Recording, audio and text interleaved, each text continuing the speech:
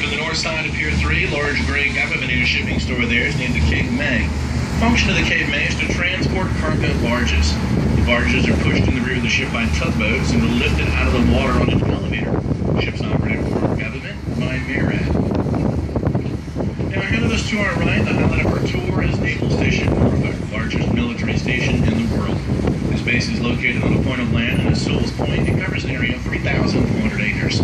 The base is home to a variety of naval warships, submarines, as well as aircraft you may see and hear flying over us today. Air operations at Naval Station Norfolk conduct an average of 275 flights per day. It's a flight about every 8 minutes, well over 100,000 flights per year. First ship that I'll point out at the naval base today is on the south side of Pier 1. That's ship number 5, which is the USNS Robert E. Perry. The Robert E. Perry is a Lewis and Clark class supply ship. The type of ship carries a lot of dry goods, liquid goods, refrigerated foods, ammunition, and a small amount of petroleum products. It's kind of like a floating super Walmart for the Navy. It's operated for the Navy by a civilian cruise, the Military Sea Lift Command. That is indicated to us by seeing the blue and gold bandings that are painted around the smokestack on that ship.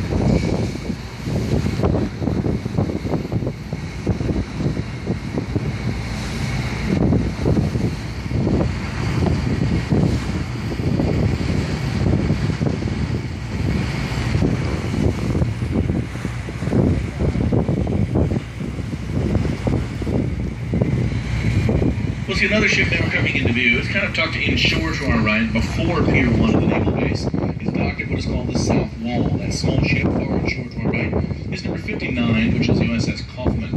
The Kaufman is an Oliver Hazard Perry-class frigate. Perry-class frigates are small but versatile warships. Their functions include anti-submarine warfare, escort operations, and drug interdiction. Perry-class frigates are the smallest warships we typically see on the tour, only 445 feet long, 45 feet wide, and have a crew just over 200. Many of the ships of that class have already been decommissioned, and some of them sold to foreign navies.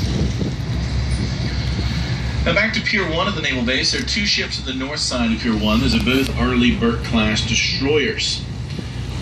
To the left of ship number 5 is number 79, the USS Oscar Austin. And there's also one of her sister ships up in the corner on the north side of the pier that we can't see the name or number on that one at this time because the larger ships blocking the view. Arleigh Burke-class destroyers are the newest of the two classes of ships in the Navy equipped with Aegis. I think we're going to wait and go into more detail, though, about their sister ships that we should see ahead of us. It'll offer a better view. These particular ships don't offer that great of a view today. Now, ahead of us to our right, Pier 2. On the south side of Pier 2, there are two ships. The one behind, number 46, is the Ticonderoga-class Aegis guided missile cruiser. It's number 56, USS San Jacinto. Opposite of her on the north side of the pier, we'll also see one of her sister ships. I believe will be number 61, the USS Monterey, though we can't see it just yet. The Ticonderoga-class cruisers were the first of the two classes of ships in the Navy to come online with Aegis. As we're moving along, if you look up on the superstructure on that ship behind number 46, you'll notice there are angled sides in the superstructure. On the angled sides are a large gray plate shaped almost like stop signs. The plates are painted a little bit lighter shade of gray than the rest of the ship. It's really phased array radar plates for the Aegis weapon system. There's a total of 4 of these stationary plates around the superstructure on an Aegis-equipped ship. The plates are used to emit a constant pulsing signal that is sent out and received simultaneously, and has the ability of tracking over 200 targets all at the same time. The system is so small and insensitive, it can even determine if the target is tracking or a friendly or hostile target. Once the system is deemed the target to be hostile, it will automatically select and can fire the appropriate weapon needed to destroy the incoming target. Weapons aboard the ship are quite impressive. On the bow and stern decks are fully automatic 5-inch 54 caliber deck guns that fire up to 20 rounds per minute and have an effective range of 13.5 nautical miles. Missiles typically found on board these ships include the Tomahawk cruise missiles, used primarily as a long-range land attack missile. The Harpoon anti-ship missile, used for anti-ship warfare, can take out an enemy surface ship well over the horizon. Also on board are standard surface-to-air missiles that are used to knock down airborne threats. Most of the missiles on board this class of ship are stored and launched from below the main decks from what is called the vertical launch system, otherwise known as VLS for short. There are 122 vertical missile cells below the decks on this ship, and have the ability to launch a missile out of the VLS system 1 missile every second as needed. Ticonderoga-class cruisers are 567 feet long, 55 feet wide, with a crew of 385. They were expensive ships to build and price tags of just under $1 billion apiece. We'll have a better view of their sister ships on the north side of the pier in just a second. Number 46 to our right is the USS Tortuga. The Tortuga is a Whidbey Island class LSD, identical to number 44 and number 50 that we saw earlier in the cruise today. Again, this one's visiting here. It's actually based at the Little Creek Amphibious Base.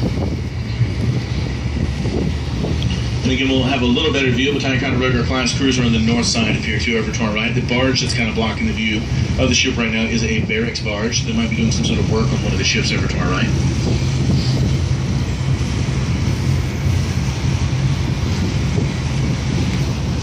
There's Pier 3. You won't see any ships at Pier 3 because that is the submarine pier. There is one sub into the pier today. It's on the north side of the pier, which has just come into view.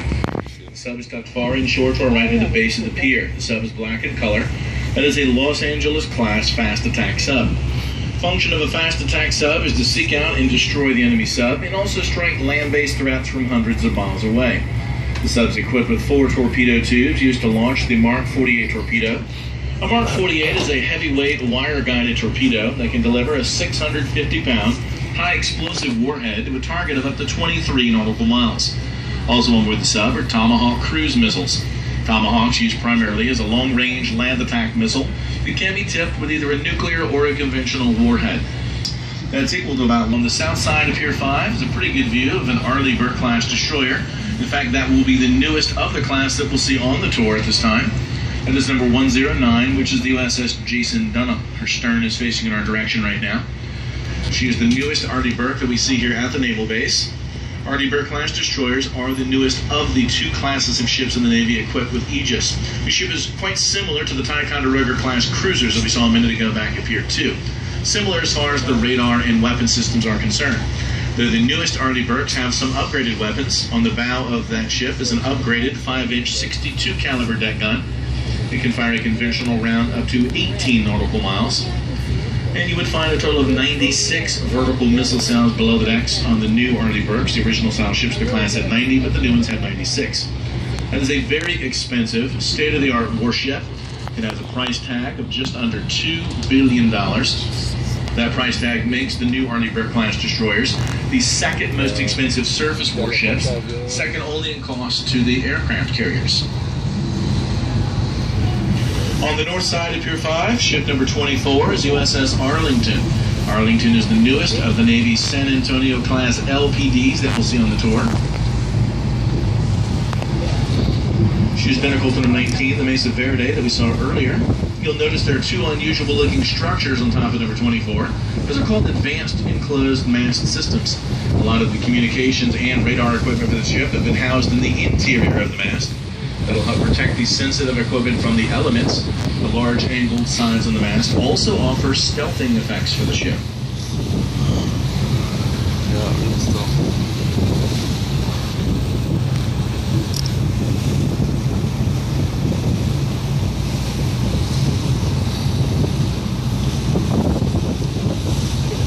We won't see any ships in at Pier 6 today. A little ahead of us to our right, Pier 7. Docked up on the north side of Pier 7 is a rather large and quite versatile ship. LHD number 1 is the USS Wasp. She's the lead ship of the class constructed. The function of that ship is to land a tremendous amount of Marines and equipment onto a hostile beach during an amphibious assault. To accomplish its mission, the ship carries between 35 to 40 helicopters used to shuttle Marines and equipment to and from a hostile beach. The ship also accommodates Harrier jump jets, Harriers and fixed-wing aircraft that have the ability to land and take off vertically, not requiring a traditional runway system. Harriers are used to provide tactical air support while the Marines are going ashore. The ship also carries a variety of small boats, landing craft, and hovercraft that are stored inside the ship in an area called the well deck. To allow the smaller boats to travel in and out of the ship, they open a large door in the back of the ship called a stern gate. It's kind of like a tailgate on a pickup truck. Once they've opened up the stern gate, it will then intentionally sink the rear of the ship down to the water somewhat, done by flooding ballast tanks in the rear of the ship with seawater. Once the tanks are full of seawater, the rear of the ship becomes quite heavy. That's what causes it to sink down. Then seawater floods in the well deck area, enough to float the small boats, which allows them to drive in and out of the ship. Number 1, USS Wasp, is 844 feet long, 106 feet wide, has a crew of 1,292 and the ability to carry up to 1,877 Marines.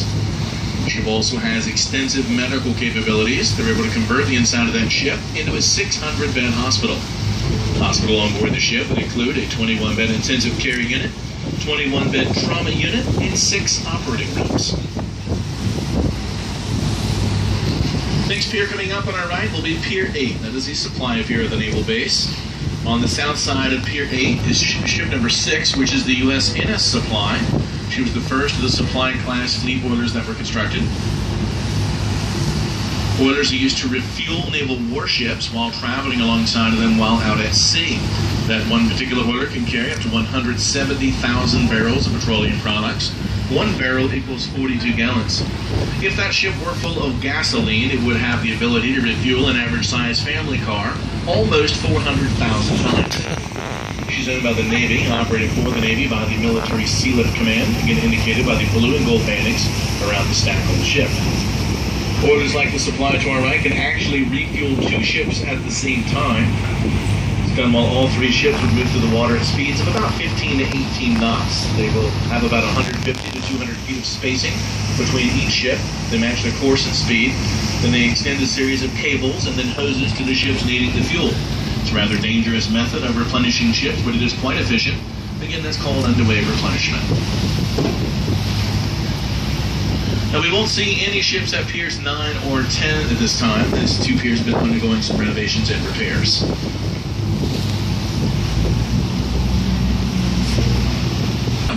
We also briefly saw one of her sister ships earlier in the cruise. The ship that we saw in the dry dock, Titan. Over at BAE Systems was LHD number 5, the USS Baton. So we've seen 3 of the WASP-class LHDs on the tour today. Now, beyond Pier 11 are Piers 12 and 14, which are the aircraft carrier piers. You just noticed the Navy did skip the number 13 when numbering the piers to the base. We weren't expecting to see a carrier out here. I don't believe they had one out here yesterday, but it looks like one has been moved here since sometime yesterday afternoon. So ahead of us to our right, we'll see aircraft carrier number 69, the USS Dwight David Eisenhower. The Eisenhower is a Nimitz-class nuclear-powered super aircraft carrier. The term supercarrier identifies any aircraft carrier with a length of over 1,000 feet. The actual length of the Eisenhower is 1,092 feet. Widest point of that ship's on its flight deck at 252 feet wide. A lot of action takes place on the flight deck of an aircraft carrier. In fact, being a crew member on the flight deck is actually rated in the top 5 most deadly jobs in the world. When the Eisenhower's out at sea, she'll carry an average of 85 aircraft on board, but can carry up to 110 aircraft depending on the type and size of the aircraft. Assisting airplanes in taking off from the ship and into the air, there are 4 steam-powered catapults that will launch airplanes at speeds of up to 165 miles per hour. When aircraft are not in use or when in repair, they can be taken out of the hangar deck, which is just below the flight deck. Moving the aircraft between the 2 decks of the ship are 4 large flight elevators. With the ship's crew and air wing aboard, you could expect to find about 6,000 personnel aboard the Eisenhower when she's out at sea. The Eisenhower is powered by 2 large nuclear reactors that provide steam for 4 turbines, creating a total of 280,000 shaft horsepower that'll move that ship through the water at speeds in excess of 50 miles per hour. For 40 years. Kind of hard to imagine a ship that size moving through the water at highway speeds. Something else that's just as hard to imagine is how much it may cost. Well, the Nimitz-class carriers like the Eisenhower, a total of 10 of them in service in the U.S. Navy, they average at about $5 billion apiece. That makes them the most expensive warships in the United States Navy. Hey, the most expensive ships in the entire world, for that matter. We will move forward in just a minute and pass the ship so you get a good view of both sides of her. But there's a couple of other things that have come into view over to our right since we started talking about the carrier. Directly to our right at Pier 12, on the south side of Pier 12, you get a good view of a Los Angeles-class fast attack submarine. Better view than the sub we saw earlier at Pier 3. She is identical. Again, it's a Los Angeles-class fast attack sub. And on the north side of Pier 12, directly to our right, ship number 17, the USS San Antonio. She was the first of the San Antonio-class LPDs constructed, identical to number 19 and 24 that was seen in the cruise today. Again, at this time, we will move forward so you get a good view of the other side of the Eisenhower. It's nice to have a carrier out here today. We haven't had one out here in about a week or 2.